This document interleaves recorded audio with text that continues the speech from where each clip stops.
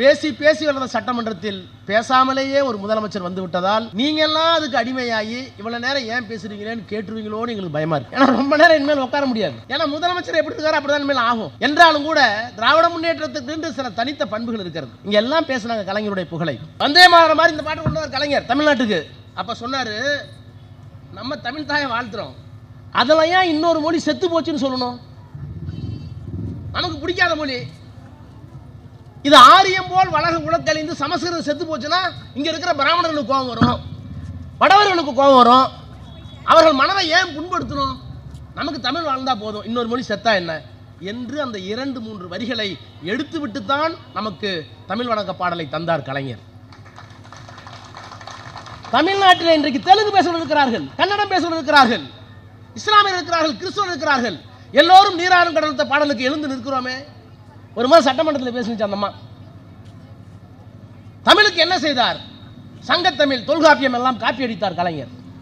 தமிழுக்கு ஊருக்கு என்ன சம்பந்தம்? நான் அன்னைக்கு சாயங்காலம் பொதுக்கூட்டத்தில் பேசினேன். முதலமைச்சர் அவர்களே, நீராறும் கடல் போடுறாங்களே அரசு நிகழ்ச்சியில், பாடல் போடுகிற போதெல்லாம் உங்களுடைய கனத்த சரீரம் எழுந்து நின்று வணக்கம் வைக்கிறது. அது தமிழுக்கு மட்டுமல்ல, என் தலைவர் கலைஞருக்கும் தான் வணக்கம் வைக்கிறது. இது கலைஞர் கேட்டு நல்லதாப்பா பேசினேன், அது ஏன் கனத்த சரீரம்னு சொல்கிறது, ஏன் உனக்குன்னாரு. அதை கூட விட மாட்டார் சேகர் பாபு. அதை ஏன்ப்பா சொல்கிறேன்னாரு. அது மாதிரி நாங்கள் நல்லதே பேசிட்டு வந்தாலும் அதில் ஒரு சின்னோண்டு நாகரிக குறைபாடு இருக்குன்னு ஒரு கருதுனாருன்னா அது எங்களுக்கு குட்டு உண்டு. அப்படி இருந்த சட்டமன்றத்தில் எங்க உங்க அப்பாவை காணும்? காமராஜர் தோற்று விட்டார்.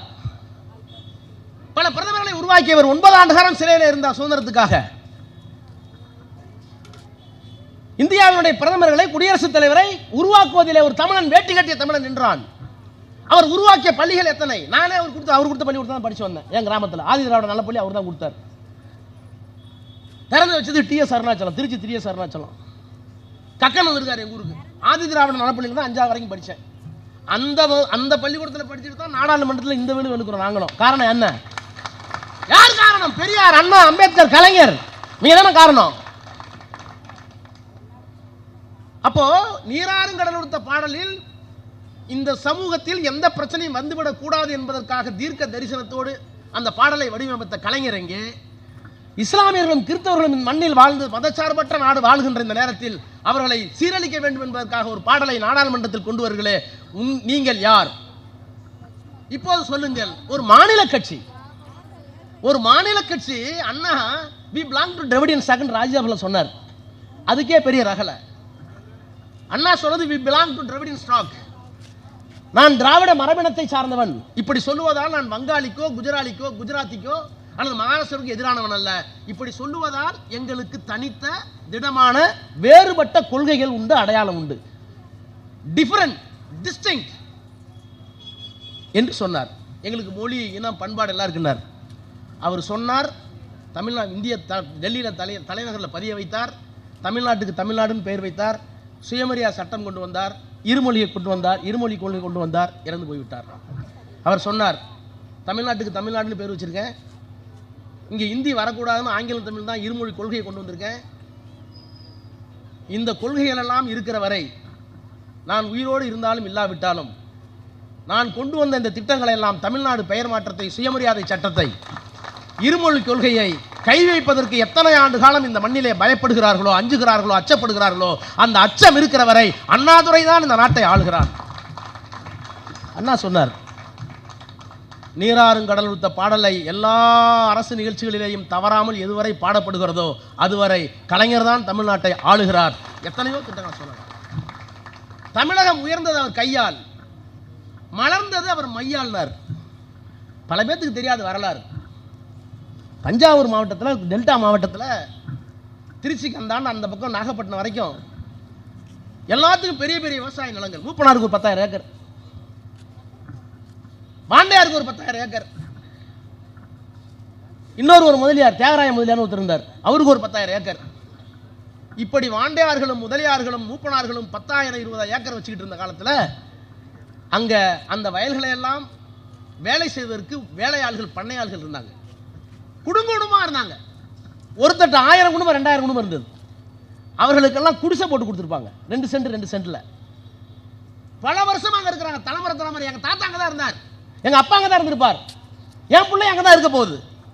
அந்த 10,000 ஏக்கரத்தை தாண்டி என்னால் வாழ முடியாது, ஒரு தாழ்த்தப்பட்டவன் வாழ முடியாது, பிற்படுத்தப்பட்டவன் வாழ முடியாது. அவங்க என்ன கேட்டாங்கன்னா, இந்த 1000 ஏக்கர் நிலத்தை தான் நாங்கள் வளர்ந்துக்கிட்டு இருக்கோம் பரம்பரை பரம்பரையாக, நாங்கள் குடியிருக்கிற இந்த மனை இருக்குல்ல, அந்த மனையை மட்டும் எங்களுக்கு குடிங்கன்னு கேட்டாங்க. குடியிருக்கிற மனையை கேளுங்க, இங்கே தான் எங்கள் தாத்தா செத்தான், எங்கள் பாட்டை செத்தான், உங்கள் நிலத்தில் தான் நான் பாடுபட்டான், நானும் பாடுபட போகிறேன், என் பிள்ளையும் பாடுபட போகுது, வெறும் 2 சென்ட் ஒரு பட்டா கொடுங்கய்யா, சாகும்போது பணத்தை பட்டாவில் போடுறோம். நாங்கள் பெரிய போராட்டம். மணலி கந்தசாமின்னு ஒரு மிகப்பெரிய காங்கிரஸ் கட்சி கம்யூனிஸ்ட் கட்சி தலைவர், அவருக்கு பெரிய வரலாறு இருக்குது. எவ்வளோ பெரிய தியாகின்னு சொன்னீங்கன்னா நீங்கள்லாம் நேரம் இல்லை, முடி செலுத்து போகும். ஐயாவுக்கு தெரியும் எவ்வளோ பெரிய வரலாறுன்னு. அவர் தலைமறைவாக இருக்கார், அரசாங்கத்துக்கு எதிராக போராடி தலைமறைவாக இருக்கார், ஓராண்டு காலம் தலைமறைவாக இருக்கார். அவருடைய துணைவியார் 6 மாத கர்ப்பிணி. 6 மாத கர்ப்பிணி. போலீஸ் போய் கேட்டாங்க, உங்கள் பூசை எவ்வளோ நாளாச்சு வந்துன்னு. அவர் 1 வருஷம் மேலே ஆச்சு. வயிற்றில் குழந்தை 6 மாதம். அது யார்? எப்படி இல்லாமல் போகணுன்னு யார் சொன்ன உனக்கு? வயிற்றில் குழந்தை வரதுக்கு புருஷன் மட்டும் தான் காரணமாக இருக்குன்னா போட வெளியே இருந்துச்சு. போலீஸ்காரன் உத்தமி, நெறி உள்ளவன். அவர் வந்துட்டு போறார் வீட்டுக்கு தலைமறைவாக இருக்கார். கண்டுபிடிக்க முடியல போலீஸால. தான் கணவன் கொண்ட கொள்கை தோற்று போய்விடக் கூடாது, அவனை காட்டிக் கொடுக்க கூடாது, அதற்காக என்னுடைய வாழ்க்கை பால்பட்டாலும் பரவாயில்லை, என்னுடைய பெயருக்கு களங்கம் வந்தாலும் பரவாயில்லை, என் கொள்கை கலங்கப்படக்கூடாது, கணவனுடைய கொள்கை என்பதற்காக நிறைந்த நீதிமன்றத்திலே பொய் சொன்னவன் மணலி கந்தசாமி. அந்த மணலி கந்தசாமி போராடி போராடி கிடைக்கல. கலைஞர் முதலமைச்சராக வந்தார். கேட்டார், சட்டமன்றத்தில் கேட்டார், பல தரமையா கேட்குறையா, ஒரு 2 சென்ட் நிலம் கொடுங்கன்னு கேட்டார். கலைஞர் உத்தரவு போட்டார். அந்த தேதியில் எத்தனை குடும்பங்கள் எந்தெந்த இடத்தில் இருக்கிறதோ அவர்கள் எல்லோர்களுக்கும் பட்டா வழங்கப்படும். ஒத்துக்கலைன்னா அந்த அரசாங்கத்தை நான் கையப்படுத்துவோம். மூப்பனார் ஒத்துக்கலையா, வாண்டையார் ஒத்துக்கலையா, நிலத்தையே கையப்படுத்துவோம். அப்போதான் மணலி கந்தசாமி சட்டமன்றத்திலே பதிவு செய்தார். எத்தனையோ சொட்டு ரத்தத்தை கம்யூனிஸ்ட் கட்சி இழந்தது இந்த மக்களுக்காக. எத்தனையோ சொட்டு ரத்தங்களை காலங்காலமாக ரத்தத்தை இழந்தது. ஆனால் ஒரு சொட்டு பேணாமையால், உங்கள் பேணாமையால் இத்தனை குடும்பங்களை வாழ வைத்தீர்கள், கலைஞருக்கு நன்றினார். அதை தான் சேகர் பாபு சொல்றார், தமிழ்நாடு உயர்ந்தது அவர் மையால். அப்படியே கோயம்புத்தூருக்கு போங்க. கோயம்புத்தூர்ல எல்லாம் டெக்ஸ்டைல்ஸ் தான், இப்பதான் குறைஞ்சு போச்சாங்க. எல்லாம் பெரிய பெரிய ஜவுளி ஆலைகள், நூற்பாலைகள் தான். அதிலே வேலை செய்திருந்தார்கள். அவர்களுக்கு பணி நிரந்தரம் கிடையாது. தாத்தா வேலை பார்த்துருப்பாரு, சம்பளம் கொடுப்பாங்க, சோறு தின்னு அப்படி செத்துப்போம். பணி நிரந்தரமும் கிடையாது, ஊதிய உயர்வும் கிடையாது. எங்களுக்கு பணி உயர்வு வேண்டும், நிரந்தரம் வேண்டும், ஊதிய உயர்வு வேண்டும், போராடினார். அங்க ரமணின்னு ஒரு கம்யூனிஸ்ட் எம்எல்ஏ இருந்தார், சிபிஎம். போராடி போராடி எல்லாம் சோஞ்சிட்டாங்க. பல பேர் சிறைக்கு போனாங்க, பல பேர் செத்து போயிட்டாங்க, கடைசி வரைக்கும் கிடைக்கல. கலைஞர் முதலமைச்சர், ரமணி வந்தார். போராடி போராடி பார்த்து விட்டோம். நீங்க சொல்லியிருக்கீங்க பெரியாரை சந்திக்காவிட்டால் நானும் கம்யூனிஸ்ட் தான் சொன்னீங்களே. நான் கம்யூனிஸ்ட்காரன் கேட்கல, எனக்கு வழி எனக்கு தெரியும், வாங்க எங்க ஊருக்கு. கலைஞர் பார்த்தார், எல்லாத்தையும் கூப்பிட்டு பேச்சுவார்த்தை நடத்தினார். முதலாளிங்க படியல, ஒரே ஒரு அறிவிப்பு, அடுத்த 48 மணி நேரத்தில் அவர்களுக்கு ஊதிய உயர்வும் பணி நிரந்தரமும் வழங்காவிட்டால் உங்களுடைய அனைத்து நூற்பு ஆலைகளையும் தமிழ்நாடு அரசு ஏற்கும். சாயங்காலம் எல்லாம் கையெழுத்து போட்டாங்க. அப்ப அவர் சொன்னார், போராட்டங்களால் செய்ய முடியாததை, சிறையிருப்பும் போராட்டத்தால் செய்ய முடியாததை உங்கள் ஒரு துளி மையால் எங்களுக்கு வாழ்க்கை கொடுத்தீர்களே, கலைஞர் வாழ்க. அந்த மைதான் பெரியார் இன்னைக்கு குறை சொல்கிறார்களே. பெரியார் வேணுமான கேட்கறதுக்கு ஆள் வந்துட்டாங்களே, கொள்கை தலைவர்களாங்களே. அந்த பெரியாரை, அண்ணாவை உயிர்ப்பிக்க ஒவ்வொரு முறையும் உயிர்ப்பித்து அவங்க மறந்து போவாங்கன்னு சொல்லலை, நான் மறந்துவிடக் கூடாது என்பதற்காக பல திட்டங்களை கொண்டு வந்தவர் கலைஞர். அண்ணா மறுமலர்ச்சி திட்டம், ஒரு சமத்துவபுரம் திட்டம். இப்போ நான் எங்கள் ஊர்லேருந்து வந்திருக்கேன். நான் ஒன்றிய அமைச்சர் தானே, 6 தடவை எம்பி தானே, என்னட்டு எல்லா காரும் இருக்குல்ல. ஊரில் இருக்க எல்லா பணக்காரனும் பெரிய காரில் தான் போகிறான்ல, அந்த மாதிரி நானும் காரில் போகிறேன்ல. ஆனால் எங்கள் கிராமத்தில் சாதி ஒழிஞ்சு போச்சா? சாப்பிட்டுக்கலாம், தொட்டுக்கலாம் சேகர் பாபு. ஆனால் அங்கே எப்படி இருக்குது? தெருவாக தான் இருக்குது. ஒவ்வொரு கிராமமும், அதான் அம்பேத்கர் சொன்னார், every village is a working unit of Hindu religion. கிராமத்தில் ஒவ்வொரு கிராமமும் இந்து மதத்தை தூக்கி பிடிக்குது. ஏன் காரணம்? இந்து மதங்கிறது என்ன? ஜாதி தொகுப்பு, அசார்ட்மெண்ட் ஆஃப் காஸ்ட். ஜாதி எடுத்துட்டா மதம் இருக்காது. இப்போ நீங்கள் மதம் மாறுறாங்கிறீங்கல்ல, நான் ஒரு முஸ்லீமை கூப்பிட்டு வரேன் உங்கள் மதத்துக்கு, என்னட்டு ரெடியாக இருக்கிறான். ஒரு முஸ்லீமா உங்கள் மதத்துக்கு கூப்பிட்டு என் மதத்துக்கு கூப்பிட்டு வரேன், நான் உங்கள் மதம் என்ன கோச்சுவாங்க, ராஜா மத விரோதின்றான். ராஜா எந்த மதத்தில் சொல்லுகிறார்களோ அந்த மதத்திற்கு ஒரு முஸ்லீமை கூட்டிட்டு வரேன், நீ ஏற்றுக்குவீங்களா? என்ன பிரச்சனைனா அவனை எந்த ஜாதியில் வைப்பீங்க? ஒருத்தன் இந்துன்னு உள்ள வந்தானா எந்த ஜாதியில் வைப்பீங்க? ஏனென்றால் சாதி இல்லாமல் ஒரு இந்து இருக்க முடியாது. சாதி இல்லாமல் ஒரு முஸ்லீம் இருக்கலாம், சாதி இல்லாமல் ஒரு கிறிஸ்தவம் இருக்கலாம், ஆனால் சாதி இல்லாமல் இந்து இருக்க முடியாது என்பதால் இன்னொரு மதத்திலிருந்து உள்ள வர முடியாது. ஏன் அப்படி இருக்குன்னா, ஒவ்வொரு கிராமமும் செட்டியார் தெரு, வன்னியர் தெரு, நாயுடு தெரு, பரத்தெரு, பள்ளத்தெரு, சக்கிலி தெரு வந்து கிடக்கு. யார் எந்த உயரத்துக்கும் போகலாம். ஆர்கே நாராயணன், KR நாராயணன் இந்தியாவினுடைய குடியரசுத் தலைவர், அவர் கிராமத்தில் அவர் வீடு தலித் தெருவில் தான் இருக்கு. இது இன்றைக்கு மாற்றல. பெரியார் மாறணும்னு நினைச்சார், மாற்ற முடியல. ஆனால் கலைஞருக்கு அது தோணுச்சு. சாதி எல்லாம் ஒழிஞ்சு சென்னையில் ஒழிஞ்சிருச்சு இல்லை. இந்த ஊரில் ஜாதி பார்த்தா வீடு வாங்குறீங்க, பணம் இருந்தால் போதுமில்ல. 10 கோடி பணம் இருந்தால் சென்னையில் அண்ணா சென்னையில் வீடு வாங்கலாம். ஆனால் எங்கள் ஊரில் வாங்க முடியாது, கிராமத்தில் வாங்க முடியாது, தெருவு மாதிரி வாங்க முடியாது. நீ எதா இருந்தாலும் இந்த தெருக்குள்ள வராதம்மா. அப்போ சாதியை எங்கே உடைக்க வேண்டும்? தெருக்களாக பிரிந்திருக்கிற இந்த ஊரை பெரியார் நினைவிய விரும்பியதை சாதி ஒழிய வேண்டும் என்று சொன்னால் ஒரு 100 வீடு கட்டி அதில் எல்லா ஜாதிக்கும் இடம் கொடுத்து சாதி இல்லாத ஒரு சமத்துவபுரத்தை உருவாக்கி அதற்கு பெரியார் நினைவு சமத்துவபுரம் என்று தன் கையால் மையால் கையெழுத்து விட்டவர் கலைஞர். பெரியார் வாழ்ந்து கொண்டிருக்கிறார். திராவிடியன் ஸ்டாக்னு சொன்னார், அங்கே போய் நாங்கள் வேற என்னன்னு சொன்னார்.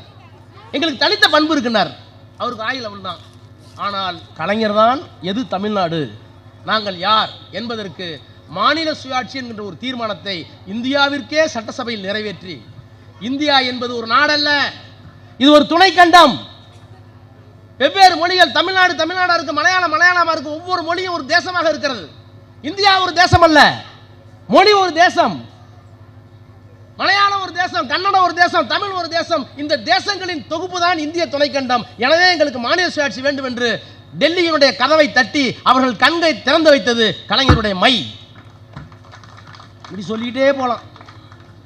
என்ன பிரச்சனைனா, இவ்வளவு பெருமை உள்ள சட்டமன்றத்தில், இவ்வளவு பெருமை உள்ள தமிழ்நாட்டில் இப்போ எங்களுக்கு அன்பு மொழி தெரியும், கருணை மொழி தெரியும், அமைதி மொழி தெரியும். இது தமிழ் படித்த சுபைவிக்கு தெரியாது, தமிழ் படித்த ராஜாவுக்கு தெரியாது. எனக்கு கோபம் வருமா வராதா? இரக்கம் இல்லாமல், அன்பு இல்லாமல், கருணை இல்லாமல் இருந்த தமிழ் மொழியை ஒரு மதம் இன்னொரு மதத்தோடு சண்டை போட்டு இந்த மண்ணில் இன்னொரு மதம் வரக்கூடாது என்பதற்காக கொடூரமாக ஆயுதம் ஏந்திய ஒரு காலகட்டத்தில் இருந்த மொழியை மதத்தை சுத்திகரித்து பிரித்து எடுத்து, இல்லை தமிழிலே என்ன இருக்கிறது என்று சொன்னவர் கலைஞர். தமிழுக்கு என்ன அடையாளம்? வெறும் கடவுள் மறுப்பா? கடவுள் கொள்கையா? தேவாரம் இருக்கு, திருவாசகம் இருக்கு. தேவாரம் திருவாசகம் சேகர் பாபுக்கு பிடிக்கும். தேவாசகம் திருவாசகத்தை தாண்டி தமிழில் என்ன இருக்குன்னு எங்களுக்கு பிடிக்கும், எனக்கு சுபைக்கு பிடிக்கும். அவர் தமிழை பார்க்குறாரு, எங்கள் தமிழை நாங்கள் பார்க்குறோம். எத்தனை ஆண்டு காலம் அறிவியல் சொல்லி கொடுத்துருக்கு. இந்த உலகத்தில் எத்தனை பேர் செத்தாங்க, எத்தனை பேர் பிறந்தோம்? எங்கள் தாத்தா பாட்டம் முடல மண்ணில் தானே பிறந்தாரு. எனக்கு குழந்தைங்க வந்துருச்சு இல்லை, இந்த ஊரில் இத்தனை கட்டடம் வந்துருச்சு இல்லை. சுபவி தான் சொல்லுவார், உடனே சென்னையோட இடம் மாறி போச்சா? உலகத்தில் இத்தனை கட்டடங்கள் வந்து விட்டது, இத்தனை தொழிற்சாலைகள் வந்து விட்டது, எல்லா பிரம்மாண்டமான பௌதிக கட்டுமானங்களும் வந்து விட்டது. உலகத்தினுடைய இடம் கூடி போச்சா? கூடி இருக்கணும்ல. ஏன் கூடல? இது சும்மா ஒரு 300 வருஷத்துக்கு ஒருத்தன் கண்டுபிடிச்சான், Newton. The weight of the universe is constant. இந்த உலகத்தில் நீ என்ன வேணாலும் பண்றான். 100 மாடி கட்டணம் கட்டுறான், அதுக்காக சிமெண்ட் ஒரு இடத்துல வந்திருக்கும், கல் ஒருத்தர் வந்திருக்கும், மணல் ஒருத்தர் வந்திருக்கும். ஏன் இந்த மைக்குக்காக எங்கேயோ ஒருத்தர் இரும்பு கொண்டு வந்திருப்பான், இந்த கண்ணாடிக்காக எவனோ ஒருத்தர் பண்ணியிருப்பான். இந்த பொருள்கள் இருந்தாலும் அழிந்தாலும் எல்லாம் புதுமையாக வந்து விடுவதில்லை. ஏற்கனவே இருக்கிற இந்த பிரபஞ்சத்தில் இருக்கின்ற பொருள் தான் வருகிறது, அழிகிறது, போகிறது. எனவே பிரபஞ்சத்தின் எடை மாறாது. இதை 300 வருஷத்துக்கு முன்னாடி நியூஸுக்கு ஐட்டன் சொல்லி ஐசக் நியூட்டன் சொல்லி நோபல் பரிசு வாங்கிட்டு போயிட்டான். ஆனால் ஏன் மாறாது? பஞ்சபூதங்களால் உருவானது இந்த உலகம். இந்த உடம்பு நான் செத்து போயிட்டேன்னா ஒன்று மண்ணா போகும், இல்லைன்னா நெருப்பால் எரிச்சா சாம்பலா போயிடும்.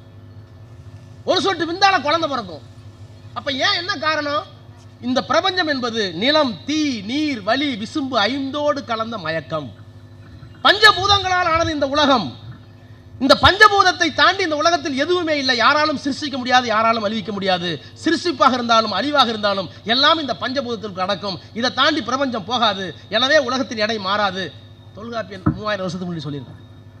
3000 ஆண்டுகளுக்கு முன்னால் சொன்ன மொழியை, எங்களுடைய அறிவியல் தத்துவத்தை 300 ஆண்டுகளுக்கு முன்னால் ஒரு வெள்ளக்காரன் சொல்லி நோபல் பரிசு வாங்கிட்டு போயிட்டான். இது எங்க மொழியில் இருக்குடா என்று தொல்காப்பியத்தை எழுதியது கலைஞர். இப்படி தொல்காப்பியத்தில் இருக்குன்னு கொண்டு வந்தவர் கலைஞர். இந்த மொழிக்கு செம்மொழி என்கிற அந்தஸ்தை கொடுத்தவர் கலைஞர். இன்றைக்கு தமிழில் நான் ஒன்றும் இல்லை, நான் ஒரு கூட்டத்தில் நேராக இன்டர்வியூ சொல்லியிருக்கேன். என் பொண்ணை அந்த லண்டன் யூனிவர்சிட்டியில் கியூன் மேரின்னு ஒரு புகழ்பெற்ற யூனிவர்சிட்டியில் சட்டம் ஏற்படுத்தி கூப்பிட்டு போயிருந்தேன். பிரின்சிபால் ரூமுக்கு போயிருந்தோம். பிரின்சிபால் ரூமில் பேசிகிட்டு இருந்தோம். நான் வேற ஒரு கூட்டத்தில் சொல்லியிருக்கேன். அந்த அம்மா இந்தியாவில் 3 வருஷம் ட்ரைனிங் எடுத்துகிட்டு போயிருக்கு. அந்த காலேஜ் பிரின்சிபால் எந்த party, which party you belong to இந்தியான்னு கேட்டுச்சு. இந்தியாவில் எந்த பகுதியிலிருந்து வரீங்க? என்ன, I belong to Tamil Nadu, we came from தமிழ்நாடுன்னு. Oh, I know, Tamil is a classical language, your leader one Karunanidhi did it, I know. நான் இந்தியாவில் இருந்திருக்கிறேன். தமிழ் மொழி என்பது ஒரு உயர்ந்த கிளாசிக்கல் லாங்குவேஜ், செம்மொழின்னு கேள்விப்பட்டிருக்கேன். அதை கருணாநிதி என்கிற ஒரு மனிதன் தான் ஆக்கினார். அந்த மாநிலத்திலிருந்து வருகிறீர்களா என்று இங்கிலாந்து இருக்க அந்த பிரின்சிபால் என்ன கேட்டுச்சு. அப்போ இந்த தமிழை, தமிழ்நாட்டை உயர்த்தியது மட்டுமல்ல, தன் மையால் உலக பரப்பிற்கு கொண்டு போய் சேர்த்த அந்த கலைஞர் இருந்த சட்டமன்றத்தில் எங்களுக்கு இந்த மொழி வேணாம், அந்த மொழி வேணாம், உனக்கு மொழியை பற்றி அறிவும் இல்லை, பைபிளை பற்றி அறிவும் கிடையாது. இந்த தமிழ் என்ன, நீ எத்தனை மதம் வரட்டுமே, பௌத்தம் இந்த மண்ணில் வந்தது. பௌத்தம் வந்த போது பாலி வந்துச்சு, ஐயாவுக்கு தெரியும். சமணம் வந்தது, பிராகிருதம்னு ஒரு மொழி வந்துச்சு. இஸ்லாமியர்கள் வந்தார்கள், உருது வந்துச்சு. மராட்டியத்து வரைக்கும் சௌராஷ்டிரா வந்தாங்க மராட்டியர்கள், மராட்டியம் வந்துச்சு. ஆங்கிலேயர்கள் வந்தார்கள், இங்கிலீஷ் வந்துச்சு. பாண்டிச்சேரிக்கு போர்ச்சுகீஸ் வந்தார்கள். தெலுங்கர்கள் வந்தார், திருமண நாயக்கர் வந்தார், தெலுங்கர்கள் வந்தார்கள். அரசாங்கம் மாறி இருக்கு, மதம் மாறி இருக்கு. என்னென்ன அரசாங்கம் வருகிற போதோ அப்பதெல்லாம் மதம் மாறி இருக்கிறது. ஆனால் இத்தனை மொழிகள் வந்ததற்கு பிறகும் அழியாமல் இருக்கின்ற, எல்லோராலும் போற்றப்படுகிற, எத்தனை அரசாங்கம் மாறினாலும், எத்தனை மொழிகள் உள்ளே வந்தாலும் தன்னை தாழ்த்தி கொள்ளாமல் இருக்கிற ஒரே மொழி தமிழ், தமிழ், தமிழ். எங்கள்கிட்ட நான் வந்திருக்க மொழி வேற, டேய் இன்னும் நாளைக்கு 1000 மதம் வரட்டும். ஏன் சமஸ்கிருதமே வந்துச்சு, அவள் வந்த பிற்பாடு சமஸ்கிருதம் வந்துச்சு, எங்கள்கிட்ட இருந்துச்சு. இந்த மண்ணில் சமஸ்கிருதம் வந்துச்சு. நான் சொன்ன இத்தனை மொழிகள் வந்தது. இத்தனை மொழிகள் வந்ததற்கு பிறகும் எங்களை தாழ்த்தி கொள்ளாமல் தன்னை இன்னமும் ஜீவிதமாக வைத்துக் கொண்டிருக்கிற எங்கள் தாய்மொழி தமிழ் உனக்கு அவ்வளோ இலக்காரமாக போச்சு. எந்த மொழியையும் தாண்டி, தமிழ் மொழியை தாண்டி எந்த மதமும் இந்த மண்ணில் அறநெறியை போதித்ததாக வரலாறு இல்லை.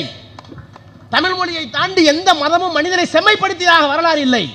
இன்னும் சொல்ல போனால் மதம் சண்டை போட வச்சிருக்கு. சிறுவை போர் எங்க வந்துச்சு? ஈரானுக்கு ஈராக் என்ன போர் இன்னைக்கு? ஈரான் ஈராக் அடிக்கிறாங்களே, வளைகுடா நாடுகள் கேட்குதா? என்ன காரணம்? ஆக மதத்தை தாண்டி, சாதியை தாண்டி, இங்கே இருக்கிற எல்லா கூறுகளையும் தாண்டி மொழிதான் எங்களை இணைத்தது. அதை வாழ வைத்த பெருமை கலைஞருக்கு உண்டு. வாழ்வித்துக் கொண்டிருக்கிற பெருமை இந்த உண்டு. என்ன பிரச்சனை? நீங்களாம் உறுதி எடுத்துக்கணும். ஒரு அளவும் தெரிய மாட்டேங்குது. எதுக்கு யாருக்கு? ஏங்க இன்னைக்கு ஒரு கொலை நடந்திருக்கேன்னு கேட்குறாங்க. அட்மினிஸ்ட்ரேட்டிவாக கேள்வி கேளுங்க, பொலிட்டிக்கலாக என்கிட்ட கேட்காதீங்க. ஒரு அமைச்சர், எங்க கொலை நடந்திருக்கு, அது அட்மினிஸ்ட்ரேட்டிவ் எனக்கு புதுசாக இருக்குது.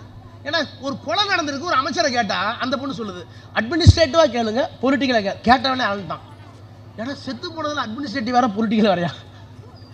இப்படி லூசுங்களா இருப்பீங்களா? ஏன்னா ஒட்டுமொத்த லூசுங்களாக சேர்ந்தா சண்டை மட்டத்துக்கு போனீங்க, கேட்க மாட்டானா? எனவே தான் சொல்லுகிறேன், அறிவார்ந்த ஒரு இயக்கத்தை கட்டமைத்த பெருமை அண்ணாவுக்கும் பெரியாருக்கும் கலைஞருக்கும் உண்டு. அதை காப்பாற்றிக் கொண்டிருக்கிற பெருமை இந்த முத்துவேல் கருணாநிதி ஸ்டாலின் மகத்தாருக்கு உண்டு. ஒன்று சொல்லட்டுமா? எங்க கலைஞர் பிள்ளைங்கிற நிரூபிச்சார் சொல்லட்டுமா? இப்போ கேட்குறானே, டீலிமிட்டேஷனில் திமுக நிலைப்பாடு என்ன? எங்களை கேட்குறான். எங்கள் ஊரில் ஒரு பழமொழி இருக்கு, 8 புள்ள பெற்றவளுக்கு தலைச்சம்புள்ள பெற்றவன் மருத்துவம் பார்த்தாலும். 8 புள்ள பெற்றவளுக்கு தலைச்சம்புள்ள பெற்றவன் மருத்துவம் பார்த்தாலாமா? டேய், எங்கள் டீலிமிட்டேஷன் யாருன்னு தெரியுமா? டீலிமிட்டேஷன்னா தொகுதி மறுவரைவுக்காக தமிழ்நாட்டில் இருக்கிற 40 தொகுதிகள், பாண்டிச்சேரி சேர்த்த தொகுதிகளை மறுசீரமைப்பு பண்ணும்போது மக்கள் தொகை அடிப்படையில் நீங்கள் செய்தால் உத்தரப்பிரதேசத்துக்கு எண்ணிக்கை நிறைய போகும். நாங்கள் குடும்ப கட்டுப்பாடு பண்ணிக்கிட்டோம், ஒரு புள்ள ஒரு பொண்ணு வச்சுக்கிட்டோம். ஆனால் அவன் 7 புள்ள வரவாதல் பெற்றுக்கிட்டு இருக்கான். அவனுக்கு நாடாளுமன்ற உறுப்பினர்களுடைய எண்ணிக்கை கூட எங்களுக்கு குறையும். இதை தெளிவுபடுத்த வேண்டும். மக்கள் தொகை அடிப்படையில் தான் நீ எம்பின்னு சொன்னா தமிழ்நாடு பாதிக்கும், எங்களுக்கு நம்பர் குறைஞ்சிரும், எங்களுக்கு நம்பர் குறைஞ்சிட்டா நீ எதுவும் தரமாட்ட பார்லிமெண்ட்ல, எங்களுக்கு சக்தி எல்லாம் போயிடும். இதற்காக 5 மாநிலத்தினுடைய முதலமைச்சர்களை கூட்டிட்டு வந்து அதுக்கு ஒரு எதிர்ப்பு மாநாடு போட்டு இந்த தொகுதி மறுவரை தவறு என்று தீர்மானம் போட்ட ஒரே மாநில கட்சி, அரசியல் கட்சி முத்துவேல் கருணாநிதி ஸ்டாலின் தலைவர் கட்சி தான். இன்னொன்று சொல்லட்டுமா, தேஜஸ்வி யாதவ் பீகார் மாநிலத்துடைய எதிர்க்கட்சி தலைவர், அவர் மேட்டுப்பாளையத்துக்கு வந்தார் பிரச்சாரத்துக்கு. நம்ம தலைவரும் கலந்துக்கிட்டார். அப்போ அவர் முதலமைச்சர். அவர் பிரச்சாரம் பண்ணிட்டு என் தொகுதியில் நேர்களில் பேசிட்டு கடைசியாக சொன்னார், ஸ்டாலின் எல்லாம் செய்கிறாரு, ஹி இஸ் மை பிரதர், அவர் தான் திரும்ப முதலமைச்சராக வருவார்னு நம்புகிறேன், நீங்கள் பார்த்துங்கன்னு சொல்லிட்டு ஒன்று சொல்கிறேன், இந்த மனிதரை தமிழ்நாட்டு தலைவராக மட்டும் எண்ணாதீர்கள். எங்களுக்கெல்லாம் தொகுதி மறுவரை பற்றி ஒன்றுமே தெரியல. நாங்கெல்லாம் மக்கள் தொகை அடிப்படையில் பீகாருக்கும் கூட வரும், உத்தரப்பிரதேசம் கூட வரும், எல்லாத்துக்கும் கூட வரும். ஆனால் அப்படி கூட வந்தால் அதனுடைய பாதிப்பு பின்னாளில் என்னவாக இருக்கும், எப்படி அதை பிஜேபி பயன்படுத்தி கொள்ளும். ஒரு 4-5-10 இடையில இருக்க ஒரு 4-5 மாநிலத்தில் மட்டுமே பிஜேபி வெற்றி பெற்றால் ஒட்டுமொத்த இந்தியாவையும் தன்னுடைய காலையிலே போட்டு மொழியை, பண்பாட்டை, மாநில உரிமைகளை எப்படியெல்லாம் சிதைப்பார்கள் என்பதை எங்களுக்கு கற்றுக் கொடுத்து கண் திறந்த பெருமை இந்த தலைவருக்கு தான் உண்டு. எனவே அந்த பில்லை தோக்கடின்னு முடிவு பண்ணோம். இந்த ஆட்சி வந்ததிலிருந்து அமித்ஷாவுக்கோ மோடிக்கோ நாடாளுமன்றத்தில் தோல்வி என்பதே கிடையாது. எல்லா பில்லையும் பாஸ் பண்ணிட்டே போவாங்க. ஆனால் இந்த பில் அரசியல் சட்ட பில்ங்கிறதுனால நேரடியாக ஓட்டு போடணும். அப்படி ஓட்டு போடுகிற போது இந்த டீலிமிட்டேஷன் தொகுதி மறுவரை சட்டத்தை தோற்கடிக்க வேண்டும் என்று எங்களுக்கு தெரியாது, எங்களுக்கு புரியல, எங்களுக்கு விளங்க வைத்து இந்த தலைவன் சொல்லிதான் அந்த சட்டத்தை அமித்ஷா உட்காந்துருக்காரு, பிரதமர் மோடி உட்காந்துருக்காரு, உள்ளே வரும்போது திமுறா வந்தாங்க, அந்த சட்டத்தை கொண்டு வந்தாங்க. நாங்கள்லாம் எதிர்த்து ஓட்டு போட நினைக்கல, கதறினாங்க. நீங்களுமா ஸ்டாலின் பேச்சை கேட்குறீங்க, அகிலேஷ் யாதவ் ஸ்டாலின் பேச்சை கேட்குறீங்க, தேஜவி நீங்க தான் ஸ்டாலின் பேச்சை கேட்குறீங்க, ஏன் அப்படி கெட்டு போறீங்க, இதெல்லாம் பேசுகிறார் அமித்ஷா. தோற்கடிக்கப்பட்டதற்கு பிறகு முதலாக அவர் முகத்தில் கரியை பூசிய பெருமை இந்த கழகத்திற்கு தான் உண்டு என்று சொல்லிவிட்டு சொன்னார், எல்லோரும் எழுந்து நின்று ஒரு நிமிடம் அந்த மனிதருக்கு வணக்கம் வையுங்கள் என்று சொல்லி எல்லாரும் எந்திரிச்சு நின்று மேட்டுப்பாளையத்தில் எல்லாரும் எந்திரிச்சு நின்று வணங்கி அந்த மனிதன் இன்றைக்கு எங்கே இருக்கிறார் உங்கள் அப்பான்னு ஒரு தற்கூரி கேட்குறாருன்னா அதை தமிழ்நாடு பார்த்துக்கிட்டு இருக்குன்னா, வெட்கம் இருந்தால், சூடு இருந்தால், சொரணம் இருந்தால் வருகின்ற நாடாளுமன்ற தேர்தலில் அவர்களை வீட்டுக்கு அனுப்புங்கள். நாடாளுமன்றத்தை கைப்பற்றி அதற்கு பிறகு இவர்கள் யார் என்பதை நாம் நிரூபிப்போம். அதற்காக உழையுங்கள் என்று சொல்லி கலைஞர் புகழ் வாழ்க என்று சொல்லி விடைபெறுகிறேன். நன்றி, வணக்கம்.